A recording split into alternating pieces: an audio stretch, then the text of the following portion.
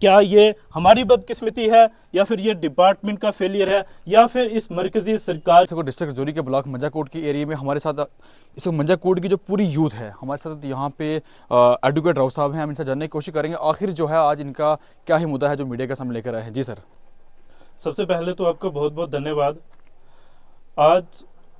मेरा जो मैसेज है वो डिस्ट्रिक्ट राजौरी एडमिनिस्ट्रेशन को, उसके साथ स्पोर्ट्स डिपार्टमेंट और यूटी एडमिनिस्ट्रेशन को ये मैसेज रहेगा इन नौजवानों की तरफ से कि मंजाकोट जो एक काफ़ी पॉपुलर तहसील बन चुकी है आज के टाइम में, और आज हमारे लिए बहुत ही बदकिस्मती की बात है कि आज के टाइम में यहाँ पे कोई भी क्रिकेट स्टेडियम नहीं है और कोई भी ऐसी जगह नहीं है जहाँ पे इन युवाओं को खेलने का मौका मिले। अगर इन युवाओं को खेलने का मौका नहीं मिलेगा तो ऑब्वियसली ये बात है, सच है कि इनको दूसरे कामों में इंडल्ज होने का मौका ज़्यादा मिलेगा, जिससे इनका इंटरेस्ट जो है दूसरे कामों में ज़्यादा बढ़ेगा। कई बार एडमिनिस्ट्रेशन की तरफ से, गवर्नमेंट की तरफ से ये अवेयरनेस कैंप लगाए जाते हैं कि युवाओं के ड्रग्स से दूर रहने की कोशिश करें, लेकिन आप इन युवाओं को ड्रग्स से दूर रखने की कोशिश तो कर रहे हैं, लेकिन साथ साथ में इनको कोई बेनिफिट तो दें, इनको कम से कम कोई ऐसे प्लेटफॉर्म तो दें जहाँ पे ये अपना जो गेम्स है उसको इम्प्रूव करने की कोशिश करें। और आज के टाइम में आपको बता दूं कि मंजाकोट की तहसील में कभी ऐसा नहीं हुआ कि यहाँ से कोई भी नौजवान जो है यूटी लेवल पे या फिर नेशनल लेवल पे किसी गेम में खेलने के लिए गया हो। इसके अलावा मैं आपको बता दूं कश्मीर के बहुत सारे डिस्ट्रिक्ट से कई नौजवान जो नेशनल लेवल गेम्स पे भी गए हैं, जम्मू डिस्ट्रिक्ट से भी, रियासी डिस्ट्रिक्ट से भी गए हैं, लेकिन मंजाकोट को इस डिपार्टमेंट की तरफ से इग्नोर क्यों किया जाता है। मेरा ये सवाल है,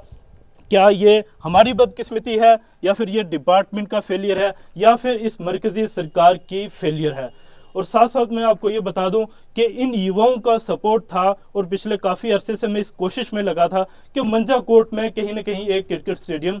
किसी तरह बनाया जाए, क्योंकि मैं अब किसी पे ये उंगली नहीं उठा सकता कि इससे पहले जो नेता थे, कोई मेंबर था, किसने क्या किया क्या नहीं किया। वो किसी ने भी अगर किया होगा तो मंजाकोट की डेवलपमेंट के लिए अच्छा ही किया होगा, लेकिन अब सवाल इन नौजवानों का है कि इनके लिए क्या करना है, वो हमें हम सबको साथ मिलकर चलना है। और इसके लिए मैं आपको ये एक अच्छी खबर ये भी दे दूं कि पिछले 1-1.5 साल से मैं इस कोशिश में लगातार लगा रहा, और मेरे ख्याल से 10 के 12 कनाल जो लैंड है वो रेवेन्यू डिपार्टमेंट से स्पोर्ट्स डिपार्टमेंट को ट्रांसफ़र हो चुकी है। ये मैं फिर से आपको बता दूं कि 10 कनाल जो लैंड है वो स्पोर्ट्स डिपार्टमेंट को ट्रांसफ़र हो चुकी है, लेकिन अब स्पोर्ट्स डिपार्टमेंट की तरफ से कोई भी स्टेप टेकन नहीं हुए अभी तक। क्यों डिपार्टमेंट इस बात पे सोया हुआ है? अगर आज इन नौजवानों को खेलने का मौका नहीं मिल रहा तो फिर आने वाले क्या 2050 में जाके मौका मिलेगा। इसलिए आज इन चंद युवाओं के साथ मैं यहाँ पे इसलिए खड़ा हुआ हूँ कि डिपार्टमेंट को ये मैसेज देना चाहता हूँ, और साथ में इस यूटी एडमिनिस्ट्रेशन को कि मंजाकोट में जो लैंड ट्रांसफ़र हुई है स्पोर्ट्स डिपार्टमेंट को, कि स्पोर्ट्स डिपार्टमेंट को ये डायरेक्शन दी जाए कि यहाँ पे क्रिकेट स्टेडियम दिया जाए ताकि इन नौजवानों को अपनी गेम को बेहतर बना सकें, इस इलाके का नाम बना सकें और जम्मू कश्मीर का नाम बना सकें। सर मंजाकोट में फायर इमरजेंसी जो सर्विस स्टेशन है उसकी भी यहाँ पे बहुत ज़रूरत है। आपने सर अप्रोच किया था, लेकिन वो जो आपका काम है कहाँ तक पहुँचा है? वो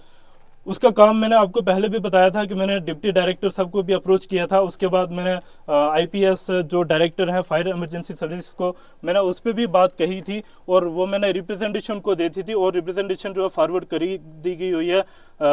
सेक्रेटरीट में, और मुझे लगता है 20 से 30% काम जो है उस पर भी हो चुका है। अभी फिजिबिलिटी रिपोर्ट भेजने के बाद ही पता चलेगा क्या इस पर स्टेप टेकन करता है डिपार्टमेंट।